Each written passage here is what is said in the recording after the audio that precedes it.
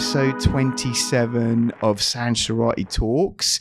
I'm so happy that you guys have been listening to the podcast. The last one that we did got, I think it was something like over 900 downloads, which for me is like really exciting. And I'm just really happy for all those of you that are listening. If you guys want to support the channel, just buy a t-shirt. A link's on my sanjsurati.co website. Just click on that link, buy a shirt, whatever size, wherever you are in the world, it'll get posted out. She gets printed on demand, so it's not bad for the environment. I have got a wonderful guest for you. She's someone that I've seen on the scene for a while. Recently, over the last, I think it was like the last year, her and I started doing a few stand-up shows together. She's actually like a good friend of mine. And since we've been doing shows together, I've just been introduced to this wonderful energy. She's not only like super talented, but she's like really smart. She's really beautiful. She's really cool. Everyone I know that's worked with her like speaks so highly of her. And one of the best things ever is when I've been following her on Instagram, and everything that she posts is just so interesting and exciting and fun and ultimately inspiring. So I hope all of you guys that are listening are going to be inspired by this wonderful person.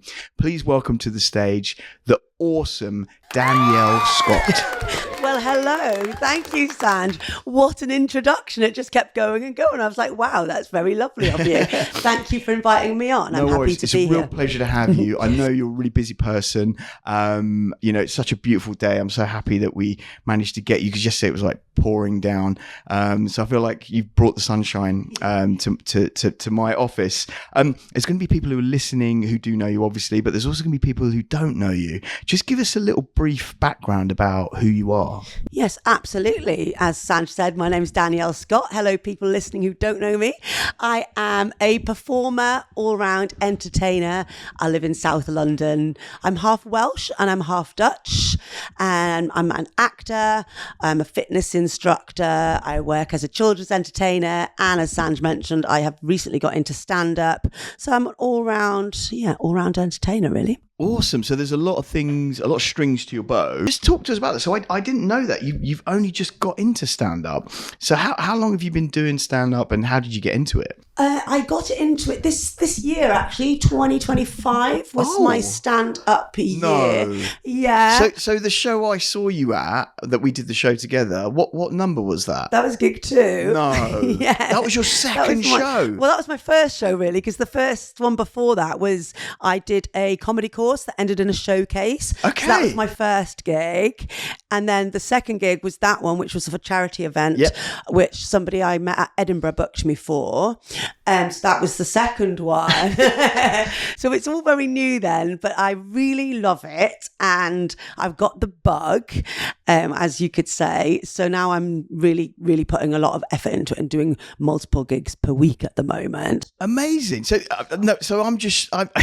I'm actually shocked that was your second show, because like you were amazing. You were like brilliant. You. It was like a well-written set. You were really natural with the audience. I find usually you can tell when someone's new because of the way they're working the crowd, and you just it just felt like you had the crowd in the palm of your hand. So I'm really that's amazed. Nice. It didn't feel like that inside. When you look like, well, I'm a performer, so I guess I know how to project myself, but what's going on inside your head maybe isn't exactly what it looks like on the outside, because I was very nervous for that one, because it was they also asked me to do like 10 minutes, and now being on the scene for a long time, we all do 5 minutes at the beginning, so 10 minutes is what you really like progress to. So I was like, okay, that's quite a lot, but I think I did like 7 or 8, so that was gig number 2. But I'd say doing my job as a kids entertainer has given me so much growth and confidence as a performer in all areas. Yeah. So, but how I got into stand-up was, I've always wanted to do it. It's just been something, but I told myself that is something I could never do. That's what other people do. Even though I'm a performer and I've even done my own one-woman show in Edinburgh, but it's comedy, but it's an hour long. It's a play. It's a story. Whereas stand-up, I think everyone's so intimidated because the reason you get up there and if people are laughing, it's good. If they're not, it's bad. Do you know what I mean? There's like an instant feedback thing, and that terrifying thing of getting up on stage and hearing silence. Nobody, like, why would you do that to yourself out of joy? So let's let's kind of focus on that a little bit. So you've just started stand-up this year. You're loving it. Talk to us about your methodology at the moment. And the reason why I ask is, I've been doing stand-up. I think I started professionally 2017. And my kind of production process for like my jokes and my style has changed dramatically since I've started. I had a way of being creative in that art form, and now it's a completely different creative process. Talk to us about your creative process at the moment, because you're new to it. I'm sure there's people listening who get value from this. How do you write your material, and how do you execute it, and what have you learned? I have learned so much about joke writing format by watching people. That's been a great help, because I go to a lot of open mics now. So watching people, you can learn so much.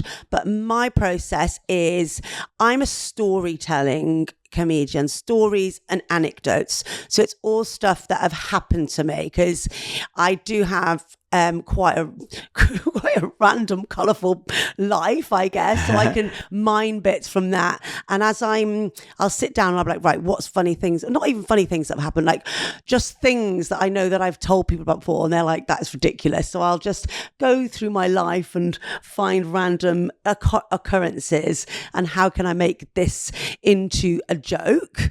And people normally, I find, relate to things that are real rather than made up. Some people like do observational things, but at the moment I'm finding I've got enough stuff to write about personal experiences. So I'll write it, and I'll just write it down as it is, and then look at how can I make this into, what's the funniest angle about it, and then I'll sort of like look at the wording, because I've learned that like certain words that you end a sentence on, and like cutting out, like saying things in the shortest amount of space possible.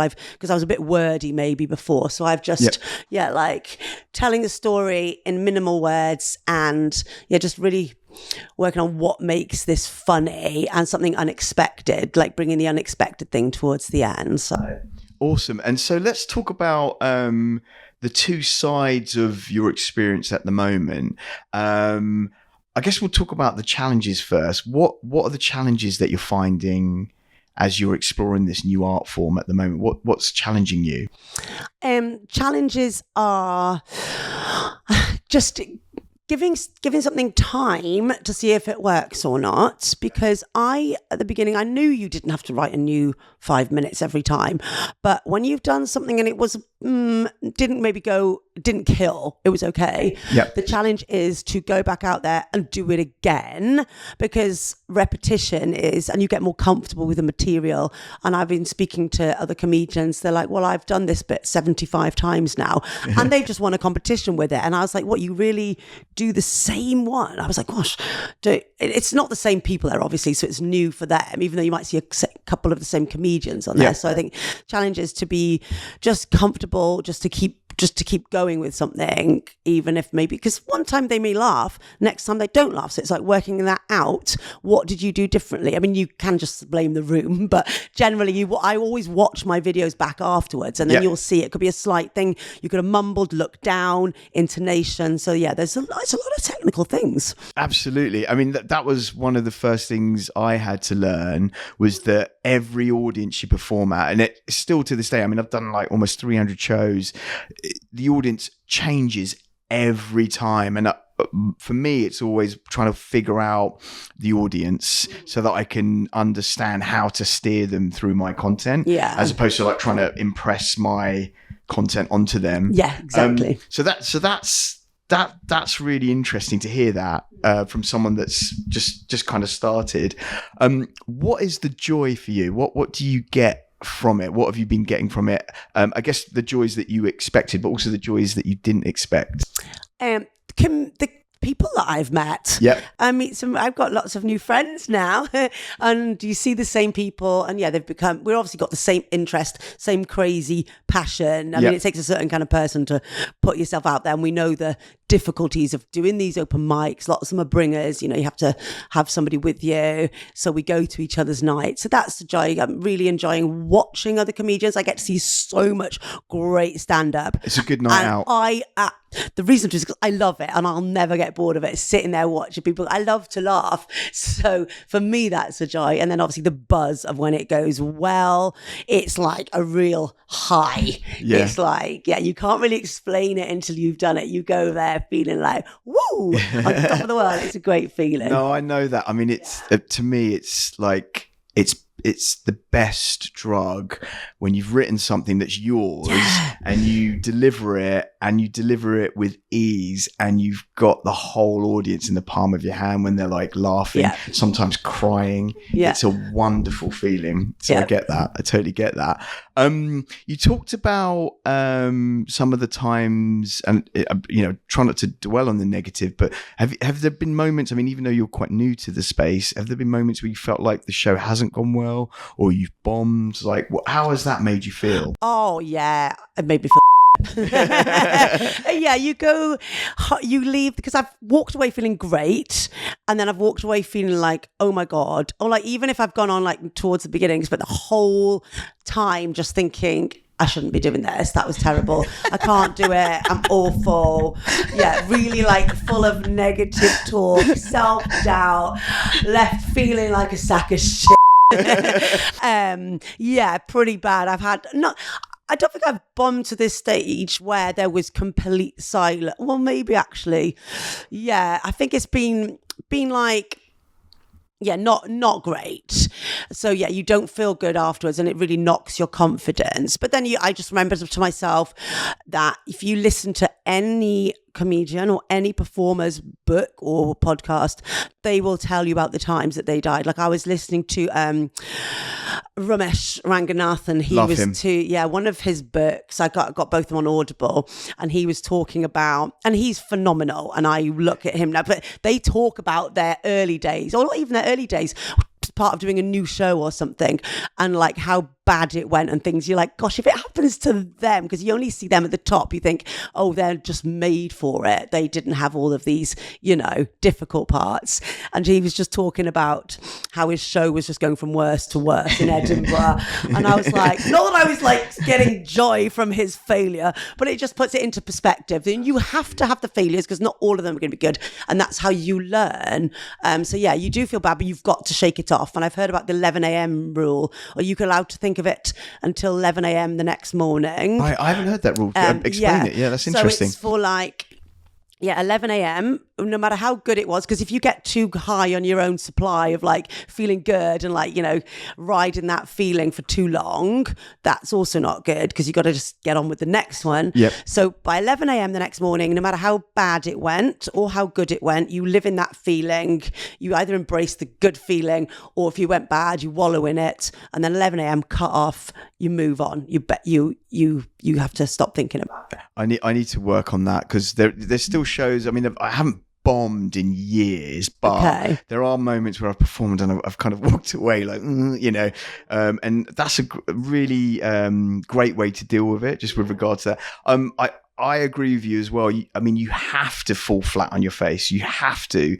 It helps you grow, not just as a comedian, but also as a person. I believe it means you can, if you bomb on stage as a stand-up, I believe you can face anything. Oh my God, that's so it's true. Good. It's good to like have that. Anything in life, because apparently public speaking is the number one fear in the world, and stand-up is the scariest thing apparently to do. So I think once you've done that, it can help you in literally every walk of life. Nothing is so intimidating or scary as getting up in front of a room of people, and your job is to make them laugh, and do it now. And so just that confidence building, I find I've become much more confident in all areas just from doing it from a short while. Wow. So let's talk about your confidence. You say that you performed before you were doing stand-up. So for me, I remember when I started doing stand-up, people were like, oh, you seem really good on stage. And it was because I came from like a music performance background, used to be a touring musician, and that helped me develop my confidence to get up on stage. Tell us a little bit about your performance background, because you said you've been doing like kids shows and you do all this stuff. Talk to us about that. I became a children's entertainer around 6 years ago, and it was a job advertised on Mandy, and I was an actor. I still am an actor, but a flexible job for actors, because we need lots of side hustles until you're made that 2% that live off their acting money. So if you're part of that 2%, fair play to you. But for the rest of us who are like actors, we have to have hustles to survive. But apologies. And it came up. So I thought, that could be good. And I mentioned to my mum, I'm going to audition for this job as a children's entertainer. She was like, you hate children. Sorry to everyone out there. I did used to not get them. And I was like, it was a very strange route for me to choose to my family. But I was like, I can do this. And then I auditioned, and I was okay at doing you learn magic tricks and like a whole show. It's like, different characters. So you do magic, it's very slapstick. And I thought to myself, I've got the job. And I was like, right now I've just got to do it in front of the children. Wow, what a humbling experience, because nobody trains you for crowd control. So you've basically got to learn that on the fly. So it does make you, because like the first time I ever did it, it was a disaster, Sanj, honestly. And I thought, then I can't do this, because you have to watch another entertainer when you get the job, one of their more experienced ones, just to watch them doing it. So I went to watch one called Scott. His show was fine. They're all sitting there, and I'm okay, that's cool. So I did mine. And there's a little bit where you go behind your little backdrop, looking for the monkey, the puppet, and then you come out with him. And in his show, they were all sitting there waiting. He did it. But in mine, next thing I know, I go around there. They'd all followed me around, and they were like, it's a puppet. It's a puppet. And I was thinking to myself, oh my goodness, why are they moving? The children, they're meant to sit there. And I didn't understand. And then at one point, they'd been behind my stage. They'd got my wand, and I was trying to get it off him. And then I was getting kicked by one dressed as a turtle. I was like, no, do not kick Captain Fantastic. I had no crowd control. It was awful. But then again, you learn it. And now I have them eating out the palm of my hand. It's kids. They can be a wonderful audience, but there's no filter. Like if they don't like it, they'll just get up and walk off. And the worst thing is if you've got mums paying quite a lot of money, for a party, and the kids are just walking away, they're like, you're not doing your job. So, so I think that gave me the confidence to be able to get up there, because I can just go into a room and own it now and get them all sitting down, and all the parents are watching. So I think that gave me the confidence for the performance element of the stand-up. Amazing. And I guess, if you can please a child that doesn't know you, if you can capture their attention, then it shows that you have the ability to capture anyone's attention, I guess. Yeah. So are they your hardest audience then? Not now, because now I've been doing it for and that's another thing that I realized. You can become good at things if you're not good at the beginning. And like with stand-up, I'm not the best right now because I'm at the beginning, but I think if I give it 7 years, like with the kids entertainment, I was terrible. I was like, they were all running around like absolute nutters. And now I'm one of the top entertainers at the company. I've been doing it for so long, I get requested. So I know I'm good, and I put in the hours. So it's that thing of you just got to keep going. Yeah, and you're totally right. You have to believe in yourself. Yeah. It's great if you've got people around you who support you, and that's really important, particularly for your mental health. Yeah. But you also have to have it within you to know your ability, but to challenge your ability, to make that ability even greater than you could ever have imagined, particularly in stand-up. So I totally get that. And so you've been doing that for 6 years, you said, or almost 7 years. Yeah. Talk to us about, before we talk about your acting, it'd be good to understand like your mindset, because there are a lot of entertainers that I meet, that I work with. I'm sure there's lots of entertainers listening to this who do struggle to make ends meet, not just financially, but also, to keep working and keep their craft going, keep their mind going. Tell us about your experiences and then we'll touch into your acting, because obviously you're an actor as well. Yeah. You've done a lot of like film shoots, you've done lots of photography stuff. Tell us about how you hustle. It's just the brain never stops, really. And I think if you are someone who wants to be a performer or is a performer, you got to be hungry for it. Yep. And it's as well as having an agent is all very good, but a lot of my jobs, majority actually, I've got myself. So it's about being proactive, and I do think it's all about making connections and being good with people, because you meet people on set and you never know when they might get in touch with you for something because you've met them and they've enjoyed working with you. So being a good person to be around, I think, is definitely important when you're on set, not keeping yourself to yourself too much, like interacting with people, because, it's a big world, but it's also a small industry. So, and people will hire you again, if they enjoyed working with you. And then it's just about keeping that creative muscle going, I think, in between jobs. And when I'm not working, I tend to try and go to lots of workshops. And then also, if you're not working, making your own stuff. I mean, I used to make some comedy sketches or sketches and putting them on social media, because you're still getting that creative muscle going, or writing your own work, making a short film. I mean, you don't have to have lots of money to do it these days. You can do things with your phone, get some friends involved. Don't just take, if the phone's not ringing, thinking, oh, nothing's happening, because there's lots you can be doing. And you just don't know, putting things online, never know who's going to see them. So always trying to stay creative in the downtime. Absolutely. And I think you have to not try to preempt what type of connections you will make. The best projects I've ever worked on are through, as you say, connecting with someone, and then something unexpected comes your way because of how you connected with that person. And you touched on two things there, about being a good person.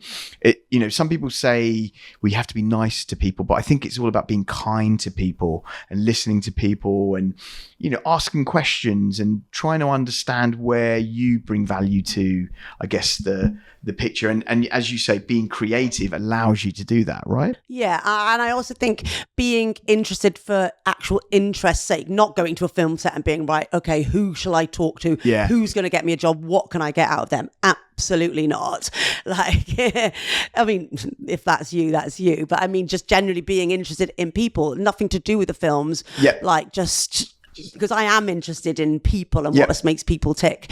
And so I think you've got to have that element of just even putting the film chat aside, just making friends with people. Yeah. So, and just being nice to be around, I guess. It's funny you should say that. So one of my friends, he's like a producer at Apple. And my wife and I, we went to like his birthday party, and he's like, he's working on this big production at the moment. And he was like, Sanj, when you come, you're going to meet some people. Some of these people are famous.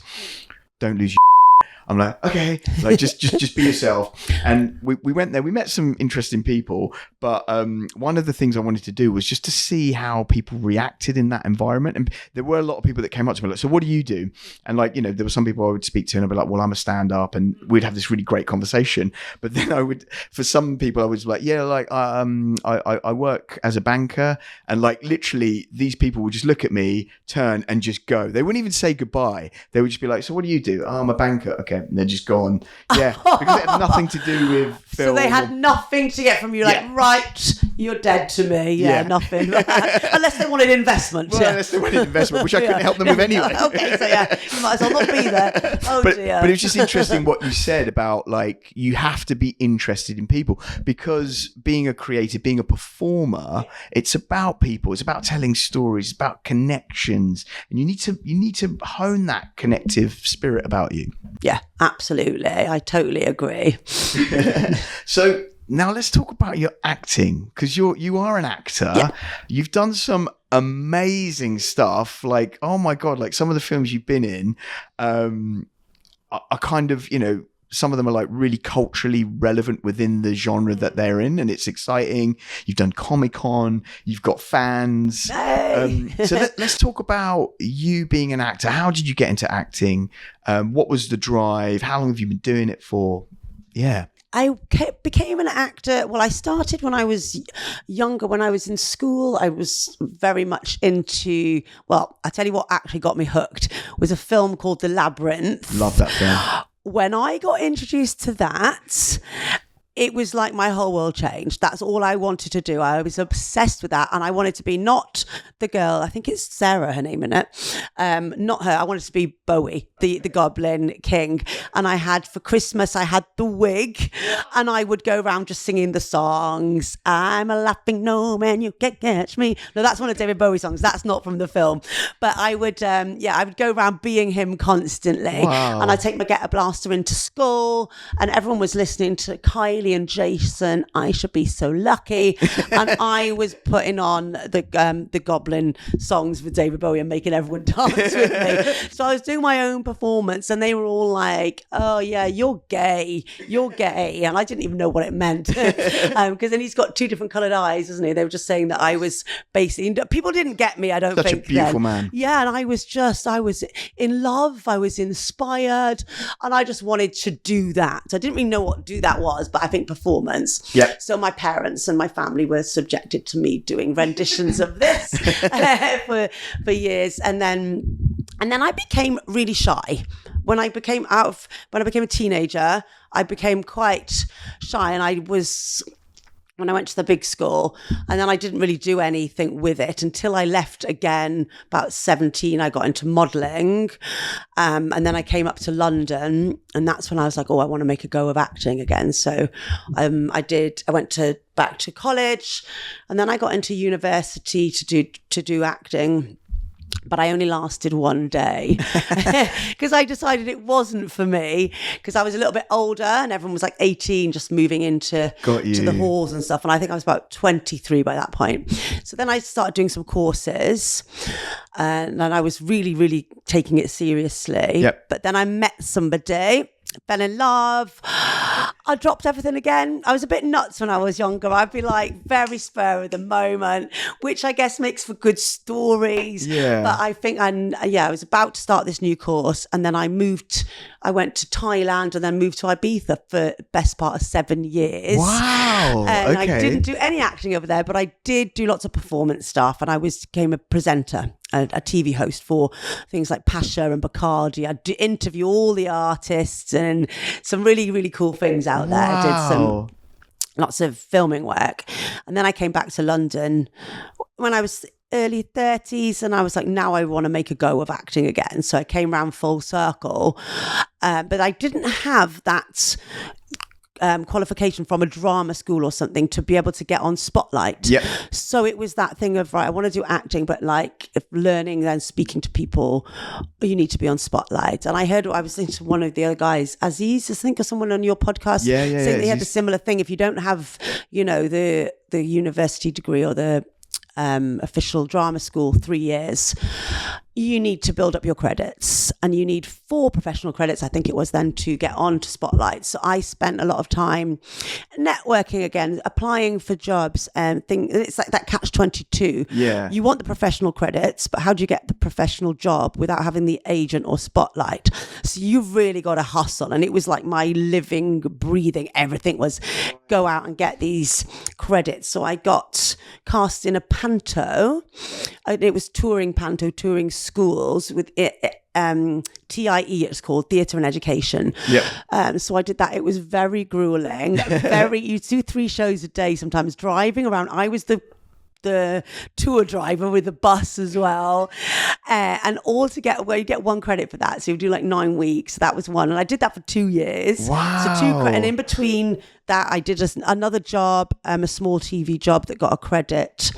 So I somehow got my 4 credits, and then I got onto Spotlight, and then somebody then came to me saying on Instagram they liked my sketches. Yep. And do I have representation? And it all happened the same day. They were like, are you on Spotlight? I was like, I've just got accepted on Spotlight. Then I got an agent. But it had been a lot of work trying to get those credits, because it's anyone who's in the same position will realize you've got to really, it takes a lot of work. Doing student films, they're not considered as credits. So getting those professional ones, so it's about just grafting, and it takes time, but it was worth it in the end. Yeah, then, I remember when I first got onto Spotlight, I remember my first couple of credits. I remember jumping in the industry, and understanding very quickly that if you're not on Spotlight, if you haven't got an agent, then you're in the spiral of despair. But then once you do get an agent, once you are on Spotlight, that's where the work has to kick in. That's where you have to push yourself. And if you, as you say, if you don't have that entrepreneurial spirit, if you're not hungry, you're not going to get anywhere, even if you are on Spotlight. So talk to us about that. So someone approached you as you just got on Spotlight. They were your first agent. My Are you first still with agent. them? I'm not still with them anymore. No, I've had a couple of different agents since then. But Which is part of the hustle. Yeah, absolutely. And I mean, and then you do hear a lot of actors saying, oh yeah, my agent, they're blaming their agent is bad. None of my agents were bad. I just aligned better with, as you are in the industry longer, people have more connections, can open different doors. There's different levels, isn't there? I mean, I'm not with the top level ones at the moment, but you go, if you, 3 I think I've had. But it's that first agent that got in touch with me, and it was also my birthday. I can remember going to a meeting, and it was all going really well. It's my birthday. I've got on Spotlight. I've got an agent. Mum, I've made it. And then less than a month later, COVID hit. So it was but I don't want to sound too mama, because I know some people went through their drama school showcases. They did it online and stuff. So lots of people who were in uni. So, but then sort of nothing really happened. But that's when I got my first actual film job in COVID. And I got it myself because I was still on Mandy, and because that industry didn't shut down because everybody needs entertainment. So film sets were still running, but with strict regulations. I got my first feature credit during COVID. Yeah. Because of the streaming wars, all of these, there was so much content being created. Yeah, so it was still allowed to happen. Yeah. So that was my first ever feature film. I got a message on Mandy, and it was an unsolicited message, and it came from a female, so it was maybe less, because I'd had lots of messages in the past from guys saying, hey, I've got a script, I'd love to show you. Do you want me? And you're like, okay, email it over. No, I'd like to show you in person and stuff. And you're like, no, stop being a creep. I'm definitely not going to meet you to look at your script over coffee. We don't need to do that. But then I had this one saying, I've got a role for you. It's a horror film. It's going to be the lead role. And I was like, and they were like, we're shooting it in 6 days, I think. 6 days was the shoot time. Right. And I'd never heard of low budget indie horrors at this point. Yep. So I didn't know the whole genre, the whole thing. So you can shoot them in some 1 to 2 weeks. Cost effective. Yeah. So I was thinking, are you nuts? And I was like, it was in Nottingham, I think. And it was a woman called Louisa from Champ Dog. And she was like, oh, we'll have a chat on the phone. And I was like, okay, that makes me feel better. And she said, yes, she'd watched my show reel, fit exactly what she was looking for this Amazing. role. And it was an outright offer. I didn't have to do the self-tape or anything. She spoke on the phone. Wow. So I was like, do you know what? I'm going to say yes, even though, and if it's the worst thing ever, at least I have tried, but it's my first ever job. Yeah. So I went there completely green, very excited. Wow. And went to shoot this thing. It was called Dr. Carver is the second one. Now it's basically, I'm a psychotic nurse who likes to inject people with things. And the second one was filmed in a nursing home. There's been 2 now, and I forgot. And I was called Alexa, and it was quite an iconic. She was dressed in a nurse's outfit and luring people to get plastic surgery, but then selling their souls to the devil and stuff. Quite crazy. Wicked. It was really, really random. And I went there, and it was filming night shoots, and we honestly would be filming till 6 a.m, only stopping because the sun would come up. It was very chaotic, but we got it done, and it was my first ever feature.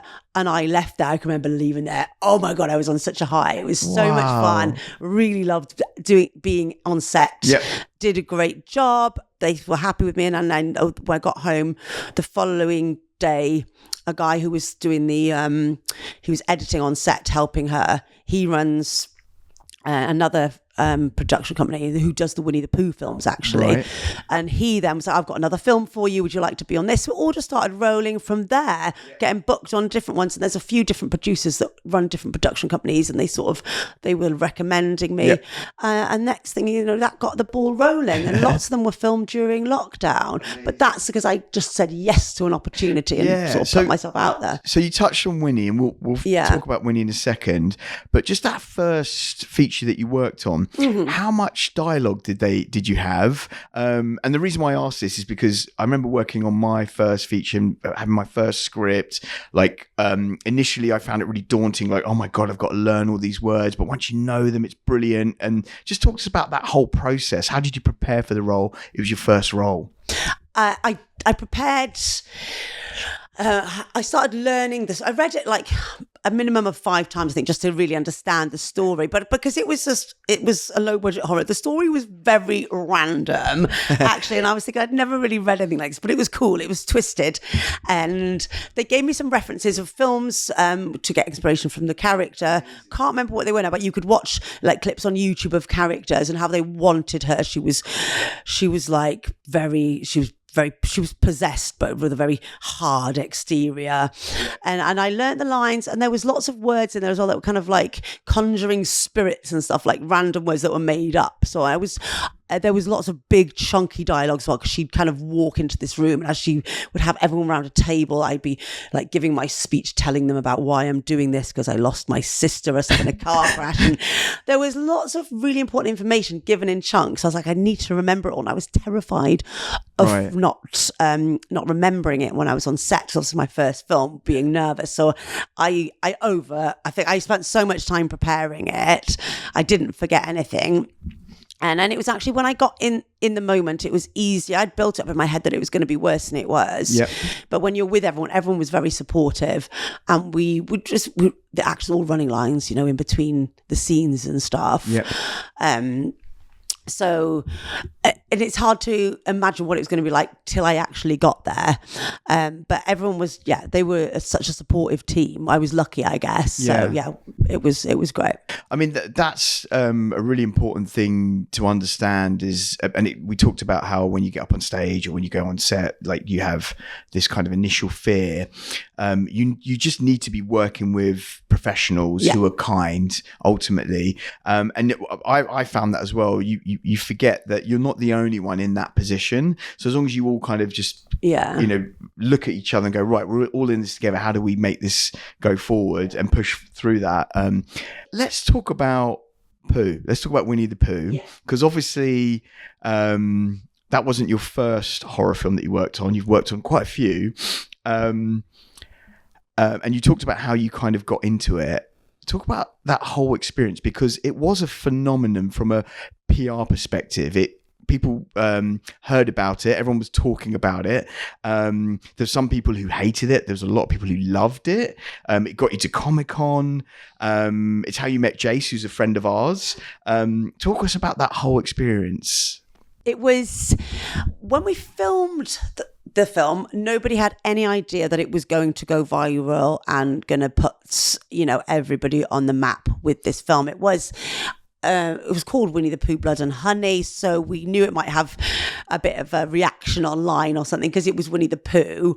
And I remember getting the call that I was going to be doing it from Scott again. I just filmed something called Tooth Fairy 6, where I've been running around getting my teeth smashed out in a primary school and having an affair with one of the other teachers in there. It was all very silly. And then, I was actually on that set, and he was again editing, and he said, we're doing a new film. It's going to be Winnie the Pooh. And I was like, what? And he said, yeah, because they'd explained to me about the licensing thing it had just come out of, so they could use the images or the name. I think you're not allowed to do the exact colour of the t-shirt or something. But anyway, he's like, yeah, your character is going to get mauled by Piglet. And you're going to be in the forest. You're going to be chained up. Piglet has been coming back to you for years and years, just mauling you and abusing you. And I was like, oh yeah, boy, sign me up. That sounds nuts. But I still didn't really think. And also because I've been heavily involved in all these crazy films, gory and all that. Yep. My brain was attuned to that, so it didn't sound so random. Yep. But then when you think about people who don't watch lots of indie horror, you don't really know about all the films that are going on, because I wasn't a fan of indie horror before I started doing it. You don't realize the niche it is. But then when this one came out, I think purely because of it was Winnie the Pooh and being a killer, and it was so not what people would expect. Yep. That triggered something within society. and I was on another film set again, a Vikings one, with Louisa, the one who I did the first film with, when our phones started going crazy. Because they had put it on IMDb. Now, there was nothing really, it hadn't been released. There was just the cast list and a few stills maybe from behind the scenes. And NME, or one of those big ones, had picked up on it and run a story just saying that there's going to be a Winnie the Pooh horror film. And next thing, it just went, you can't really predict how something will go viral, but it did. Yeah. TMZ, all of the big ones, everything in America, even like the mainstream news channels just started talking about it. Wow. And it was going viral all over Twitter, like in all different countries, all different languages, talking about Winnie the Pooh, Blood and Honey. And people were saying, no one even knew what the story was yet, or anything about it. They were just saying, some were going, oh my God, this is going to be amazing, or this is terrible, they should be banned. They've had death threats and stuff, the guys. Yeah. People just took it. So they're like, wow, okay, this is going to be... So then there was lots of talk about it. And then a month later, there were talks about it actually going to cinema. There'd been so much interest in it, they had got an offer, to actually do a cinema release. And then it went from one cinema to 2 to 3 to worldwide cinema release. Right. And so then they're like, all right, shit, this is like a film that we shot in 10 days, was just intending for streaming sites. So they did get a bit more budget to go and redo some scenes to make it fit for a cinema screens, the kills and stuff, to redo some of them, because they were done, just like very low budget. So they were like, right, we're going to put in not a lot more, I think maybe 10 grand more or something, to redo some things and change the story, because the general consensus was everyone was really interested in Christopher Robin and his story, and he got killed off straight away in the first one. So they changed the story and made him actually a bigger character. Right. And then, as what they'd seen, like the talk was in the stratosphere, or the internet sphere, whatever it's called. So they changed it and to make, because they knew the whole world is going to see this, not our little film that's going to go on I don't know, streaming sites. Yeah. And then it just snowballed from there, getting messages from fans, and then talking about the premiere and stuff. We went to a huge premiere. They went to Mexico, because that was the country that had gone the wildest for it. They went nuts. When we got there was people all around the streets dressed as the Winnie the Pooh killer, and they made the cinema into they spent thousands on it. They turned the whole cinema into 100-acre woods. You walk in, it was like woods, big honey pots everywhere, all the cocktails were all honey. All their influencers went crazy for it. That was my first ever premiere. Wow. And their paparazzi were there. It was like, oh my goodness, this is crazy for our little film. So watching it for the first time, and they had it on they were running it in Mexico, 6 screens every hour, every day, because they had this huge multiplex. So it was pretty bonkers. We all flew out there to Mexico. It was really special, because we've been making all these films, that not many people saw. And then next thing you know, this one, just went crazy. So that premiere was a couple of years ago, wasn't it? Yeah, 3 years ago now. How has that changed your career as an actor over the last few years since that film? Because you've done a lot of horror films, right? Yeah, pretty much a bit of a scream queen, which I didn't even know was a term. Yeah. Scream Jamie queen. Lee Curtis was the first, wasn't it, for Halloween? Yeah. So I've done now. It's changed the career, as in I'm also getting a new job, which I go to Comic-Cons and you do signings and stuff, which always feels really surreal, because you don't feel like, I'm not like famous or anything, like when you get the big, I always imagine that for like, big superstars, but there's so many fans of these in these horror movies.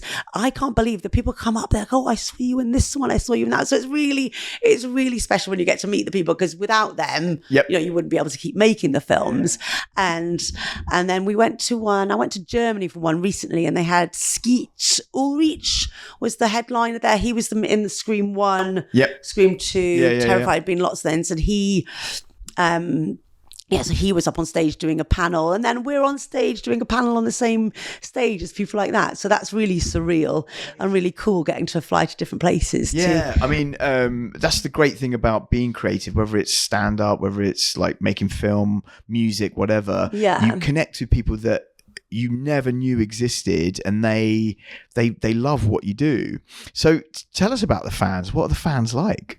They're so nice. I mean, and now, because obviously we have social media, so people can contact you. Yep.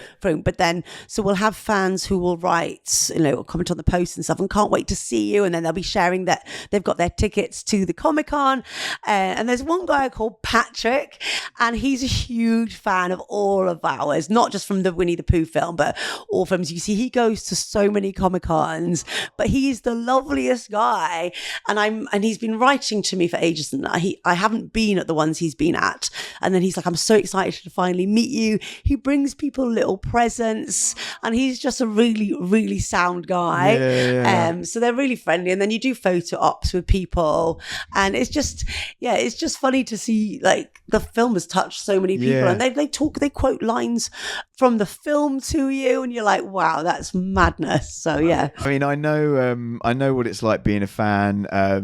Like I've done lots of extra work over the years, and there've been times when I'm working with someone who I'm like, oh my god, it's my idol or whatever, and I'll say that line to them, and they'll look at me and be like, I don't even remember that line, and I'm like, oh, okay, so it's important to be a fan, and it's important to meet fans and give back to fans. Yeah, they've quoted things to me and I don't remember it, and I'm thinking, did I say that? But I just say, oh yeah, I love that line. So I'm thinking, I don't want to pretend if they've remembered it and I say I don't remember it, that doesn't sound very good. And if they have got it wrong, it doesn't matter because I can't remember either. So yeah, it's just the thought that counts. Absolutely.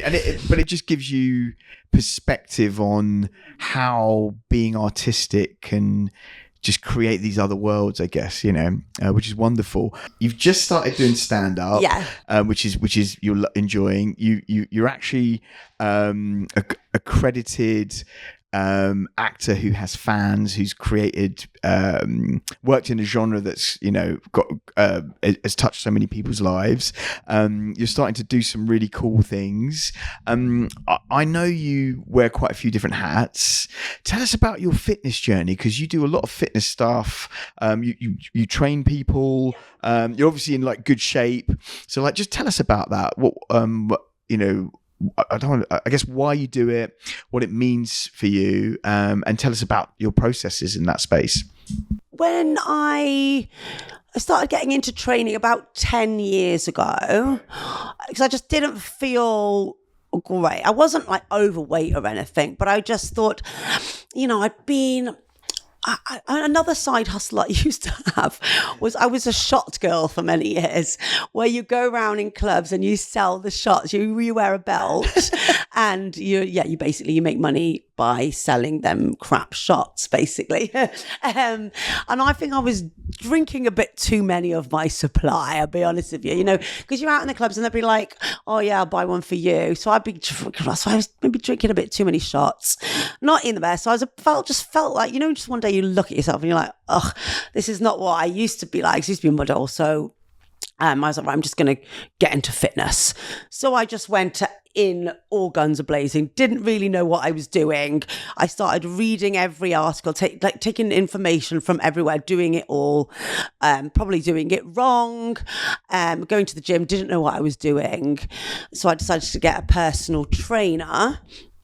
So when I used to go back home to Wales, because I used to go back and forth quite often back then, to be with my mum. So I'd have one in Wales because it was cheaper. So I'd do 5 days there, learn lots with them. And then when I come back to London, I'd know what I was doing. I'd then go back and learn some more stuff from them. And I just found it really interesting, the body and nutrition. And I found myself actually, not just with the aesthetic of it, thinking of how much better you feel mentally, waking up feeling and you need, as a performer, you need all your energy. Yep. And so taking care of yourself is maybe not just an importance of aesthetic, but it's your instrument, your vessel. You need to be on good form. Yep. And the better you look after it, the better you'll be on set, because some jobs you might have to be very active for it. Yep. And there's long hours, so nutrition is important. So all of this just became very interesting to me. And then I started going to a place called F45 as well, being a member there. And I loved that. Then I started getting a bit more specialized, going to the gym, training a certain way. And then I thought, do you know what? Because they said to me, you could be a coach here because, you got the energy for it. And I was the passion and the knowledge that I've learned myself over, say, 10 years. And I was like, okay, that's another string to my bow. Yeah. So I went and did my PT level 2, level 3 last year, actually. Wow. And then I've got a job now coaching. And they were like, oh, you should have done this ages ago. Because I don't know if you know F45 Studios. We've got one just literally in the town. Okay, Yeah. So they are high energy. Yep. It's HIIT classes. So it's a mixture of one day will be HIIT with lots of cardio, another day's resistance, HIIT resistance. So we'll be there coaching members, and it's fully inclusive for every level. So you'll get some people coming who have never been in that kind of gym before, never used the equipment, don't know anything, or some people who are different. It's suitable for all levels because you'll push the people who are more experienced in a different way, and some people who haven't done any of the exercises, it's literally teaching them from the ground up, like teaching their form. And so for me it was just something, it seemed like a natural progression. So now I've been able to give my knowledge and passion, bringing it to the members at our F45 studio. So I do that as another string to the old bow. Well, it's so interesting you talk about string to the bow. There's a couple of comedians I work with who, they've got like their day job, or they're like you and I, where they do a lot of things. And I think as a creative in our current era, I think you have to have that until, as you say, you get to that top 2% where you don't have to financially rely on the lots of different things. But it sounds like a lot of the different things that you do, you enjoy, and that's important as well. There's some people who do things that they hate just to kind of subsidize what they love. But I feel in our current era, you should find things that you enjoy. It doesn't have to be the thing, but there should be lots of things that you, as you say, strings to your bow that help you. So that's brilliant. So that leads me on to the next stage of this conversation, specifically after we talked about fitness. And I'm like you, I believe fitness is so important. I didn't get into fitness until I got into my 40s, and now it's something that I do every day. For me, being creative, doing stand-up, doing improv, performing, whatever it is, it's kind of like, I see it as like a boxing match. Like you have to be in good nick to win the audience or whatever. But there's your physicality, which you have to protect, but there's also your mental health. I find a lot of creatives that I work with do struggle in protecting their mental health. There are a lot that I work with who are really inspiring and know how to do that. How do you protect your mental health? I'd say one real detriment and thing that sabotages people's mental health is comparison.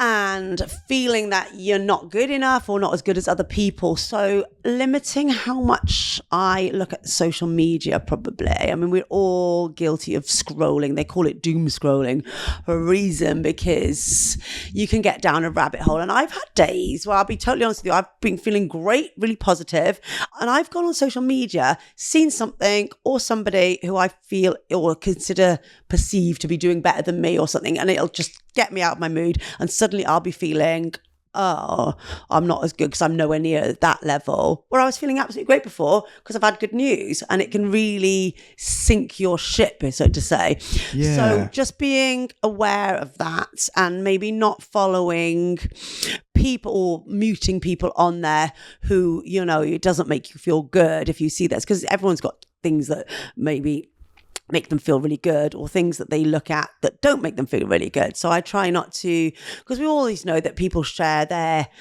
the certain parts that they want you to see rather than what's going on behind the scenes. And you never know anyone's full story. But I know that can make me feel like I'm not doing enough, or my successes aren't really successful because I haven't done that. And that'll just come from looking at someone's, but then they'll probably compare themselves to someone at a different level to them. So I think it's all relative. But I find if I'm feeling a bit or a bit flat, not to look at too much social media. Just don't, because you don't need to if it's not going to make you feel good. And just being social, like even if you're not feeling like it, meeting a friend for a coffee, having a chat in the real world with your real friends, finding your community. Or just even picking up the phone. Like I'm not really that much of a phone call person, but I did the other day. My friend, she was struggling with her mental health, and she's away at the moment, and she's like, look, I really need to talk.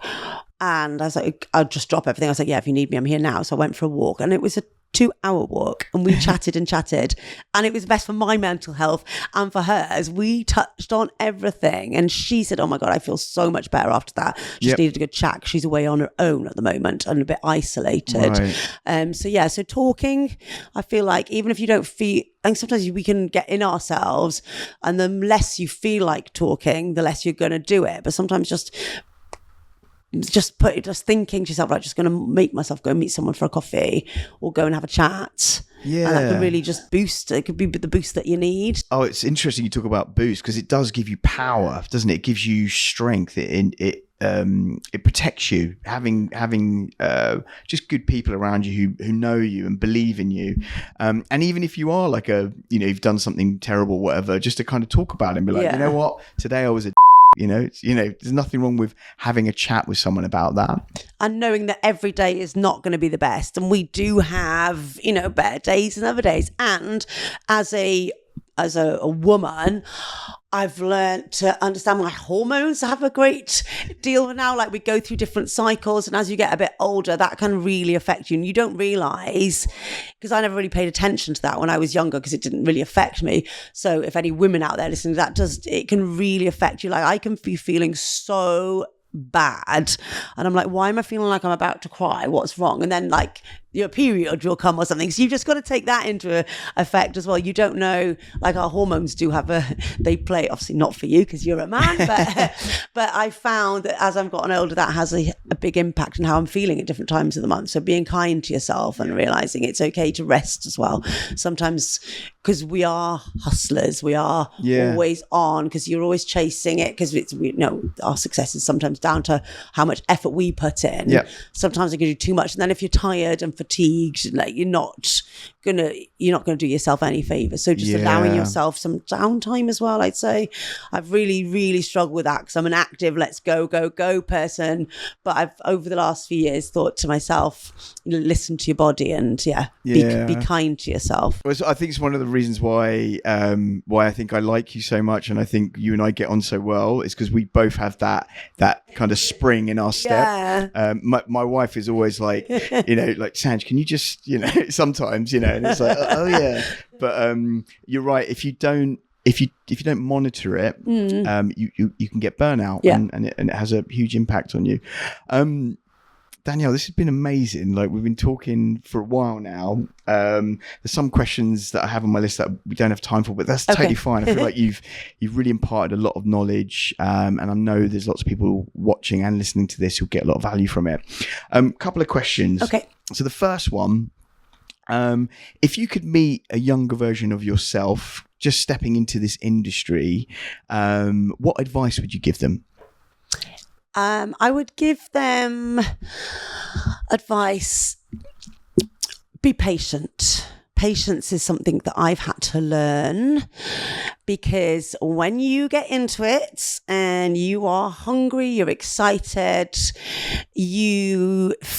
I thought things were going to happen a lot quicker than they did, or you'll get a little taste of something and you'll realize, oh no, there's the next step, and then there's the next step. It's a long game. I mean, there's not really an end goal. You want to work in the entertainment industry. There's so many different facets of it as well. Don't limit yourself to one small goal. I want to be in this big Netflix series or Hollywood or something. I mean, that can be a goal as well, but have your an open mind, because there's so many different avenues that you can go down, and things that I've discovered, like the stand-up thing. I didn't even think of that in the beginning. So having patience and just always keep working towards something. Like, don't sit at home waiting for the phone to ring. Go to workshops, read books, listen to podcasts. Like, there's always so many things to get inspiration from. So yeah, be patient and keep yourself inspired, because it's not easy. And don't quit, because there could be lots of times when you think, oh, I'm just going to quit. But the guaranteed way to not make anything of what you want to do is to quit. So there'll be days or even maybe months where, you feel it's not going anywhere, but you've got to just ride through those. Absolutely. I mean, the perfect thing there is patience. Just there's nothing wrong with just waiting. Your time will come. You just got to just wait for it. And it's interesting you say that, because when we kind of reflected on your career, you've done so much stuff. When you look at it, you're like, wow, I've done this and you've done that, and it's been brilliant and it's been cool, and all of those things take time. Oh, absolutely. And it sounds, when we talk about it, I'm like, oh gosh, I've done quite a lot of things. But I was thinking to myself on the way here, I was like, gosh, I hope I've done enough to warrant talking about, because I haven't done as much as so-and-so and so-and-so. It's that like self-comparison thing again. But everybody's journey is different. And I might be inspiring to somebody who is, just starting out. They haven't done anything yet and don't know where to start. And so it's just of that taking that leap and not comparing yourself, because some people, they may walk in and the first job they'll get is, and then that's it, they're catapulted. But other people take a lot longer. So you just don't know. You're on your own journey. Yeah. Danielle, thank you so much for that. This has been brilliant. It's really good to get to know you properly as well, because obviously we've met a few times. Yeah. We've done some shows together. It's really nice to sit down and talk to you. There's going to be some people who are listening to, actually, I think everyone listening to this would probably want to get in contact with you. What's the best way for them to get in contact with you? By pigeon carrier. No, they can get in contact with me. Instagram is my main place that I live on. Yep. I am __ Danielle __ Scott __ just thought I'd have a few more underscores in there. And I am on Facebook as well, same. And where else? I don't use Twitter really, so you could send me a message on there. I did actually open it the other day and I'd missed an invitation to something that was 2 months ago. Oops. So I don't really go on there. I don't really like that. And I'm also on TikTok as well, the same handle. So. Awesome. Well, I'll put those in the notes. Danielle, thank you so much for your time. Really appreciate and value you. Thank you. Those of you listening, we appreciate you listening to this. I hope you really enjoyed it. I'm sure you did enjoy it. I'm sure you got loads of value. If you're sharing this, make sure you use the hashtag Sanj Surati Talks, all one word. Tagging Danielle, tagging me. Also, again, I know I keep plugging this, but if you want to support the channel, just buy a t-shirt. Just go on the Sanj Surati website, choose your size. It gets printed on demand. It will get sent out to you. Whatever you're doing, wherever you are, please be good.